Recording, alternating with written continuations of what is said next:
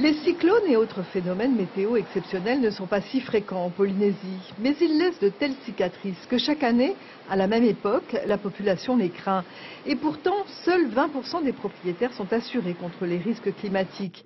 Mais en période d'alerte, les compagnies d'assurance refusent les nouveaux contrats anticyclones. Il y a toujours des gens qui s'y prennent à la dernière minute et qui, le jour du cyclone, se disent « Tiens, je n'ai pas mon assurance cyclone, donc je vais la prendre ».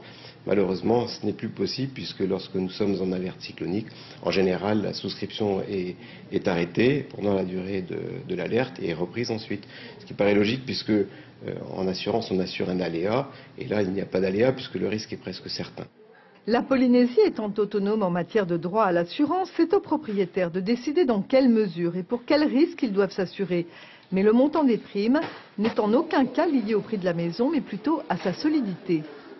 Ce n'est pas la valeur de la maison qui va déterminer son assurabilité en matière de cyclone, puisque je prends l'exemple des phares MTR qui sont des maisons pas chères, mais qui sont tout à fait adaptées aux risques cycloniques, puisqu'elles résistent à des vents de plus de 250 km/h. Toutefois, de nombreuses maisons construites de briques et de broc ne sont pas faites pour résister à une météo tropicale.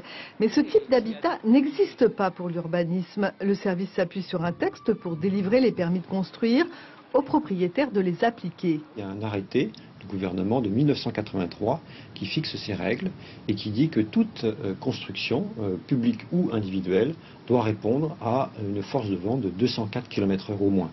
Un texte concis, mais une résistance à des vents de 204 km/h, c'est forcément une construction qui répond à des critères précis.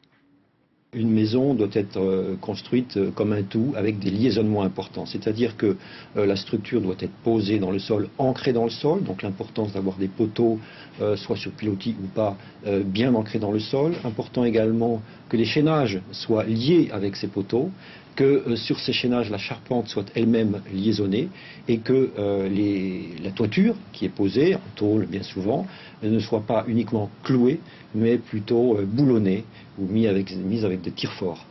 Le service de l'urbanisme n'a pas pour vocation de vérifier que tout a été bien fait, sauf pour les bâtiments publics. Mais de toute manière, ensuite, ce sont les assureurs qui ne prendront pas de risques avec des maisons non conformes aux règles du bon sens.